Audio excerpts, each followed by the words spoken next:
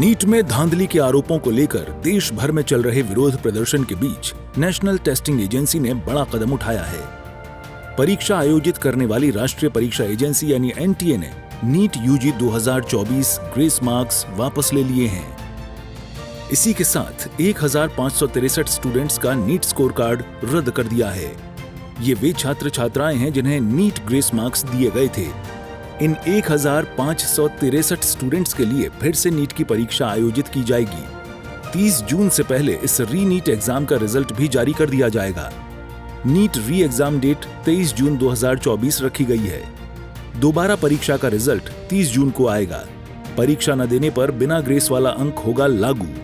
री एग्जाम कराए जाने के बाद फाइनल स्कोर का असर पूरी नीट मेरिट लिस्ट पर पड़ेगा।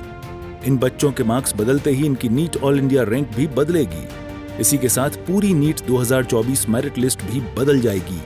एनटीए को फिर से नीट रैंक लिस्ट 2024 जारी करने की जरूरत होगी। सुप्रीम कोर्ट ने नीट काउंसलिंग 2024 पर रोक नहीं लगाई है। ये जो एक वातावरण बनाई जा रही है कि बहुत बड़ा एनामोली हुई है नीट के संबंध में, पिछले दिनों में नीट में आपकी जानकारी के लिए बताऊं 24 लाख स्टूडेंट्स अपीयर करते हैं। अभी जो मसला जो सुप्रीम कोर्ट के सामने आज भी चल रहा है, सरकार ने अपना पक्ष रखा है उसमें, ये लगभग 1550 स्टूडेंट की है और एक ग्रेटर क्वेश्चंस कुछ उठाए गए हैं। सरकार उसकी सामना करने के लिए, उसको संतुष्टि के साथ बच्चों को उत्तर देने के लिए बहुत प्रामाणिकता के साथ खड़ा है। स्पेसिफिक घटना जो आए हैं उसको सरकार गंभीरता से लिया है। एकेडमिशियंस की कमेटी बनी है, उन्होंने कुछ रिकमेंडेशन किया है। चलिए आपको समझाते हैं कि ग्रेस मार्क्स को लेकर विवाद क्यों हुआ। 5 मई को देश भर में हुई नीट परीक्षा कराने वाली एनटीए ने 4 जून को जब रिजल्ट जारी किया तो देश भर में हंगामा खड़ा हो गया। वजह 67 बच्चों को जहां 720 में से 720 नंबर मिले थे, वहीं इससे भी ज्यादा 1563 बच्चों को ग्रेस मार्किंग दी गई थी। ये ग्रेस मार्किंग 10, 20 या 30 नंबर की नहीं, 100 से 150 नंबर तक की दी गई थी। इसकी वजह से कई बच्चे जो मेरिट में बाहर थे वो मेरिट में आ गए।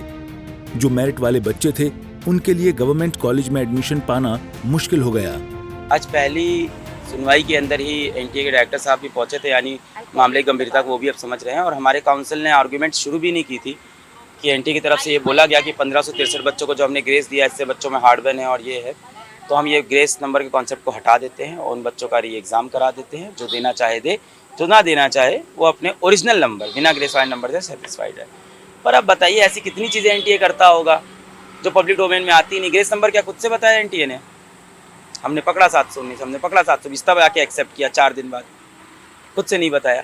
24 घंटे पहले एनटीए ने एक FAQ जारी किया था और जिसमें वो बहुत स्ट्रांगली बोल रहे थे कि ग्रेस नंबर सही है, आंसरिंग एफिशिएंसी पे है 2018, और आज कोर्ट में आते बिना आर्गुमेंट के मान जाते हैं कि ये गलत है। सर जैसे इस बार अभी सिर्फ और सिर्फ 1563 बच्चों तक ही केस सीमित करके रख दिया गया, पर जो मेजर रीज़न है वो पेपर लीक का इशू है, जो कि पटना में, गुजरात में केसेस भी हैं इसके, और वो रिकॉर्डेड भी है। गवर्नमेंट ऑफिशियल्स ने, पुलिस ने FIR करी हुई है, उसके ऊपर कोई भी सुनवाई नहीं की जा रही है। हमारी जो काउंसलिंग है वो 6 जुलाई से स्टार्ट हो जाएगी, सुनवाई 8 जुलाई को है। तो सर हम लोगों को अब ऐसा लग रहा है कि या तो हमें जस्टिस नहीं मिल पा रहा है, जो मतलब सिर्फ उन्हीं बच्चों का एग्ज़ाम दोबारा से रिकंडक्ट करवाने की, उन्हीं के ग्रेस मार्क्स हटाने की बात कर रहे हैं। पर सर ये जो मास लेवल पर पेपर लीक हुआ है उसकी बात कोई भी नहीं कर रहा है। उस मुद्दे को पूरी तरीके से दबा दिया गया है। कुल मिलाकर अब 8 जुलाई को फिर से इस मामले में सुनवाई होगी, लेकिन एनटीए को बहुत भरोसेमंद और चाक चौबंद संस्था माना जाता है। अगर उसकी परीक्षाओं में भी धांधली के आरोप लग रहे हैं तो स्वाभाविक ही इससे उसकी साख पर भी सवाल उठते हैं। सूर्य समाचार के लिए दिल्ली से विनय सिंह की रिपोर्ट।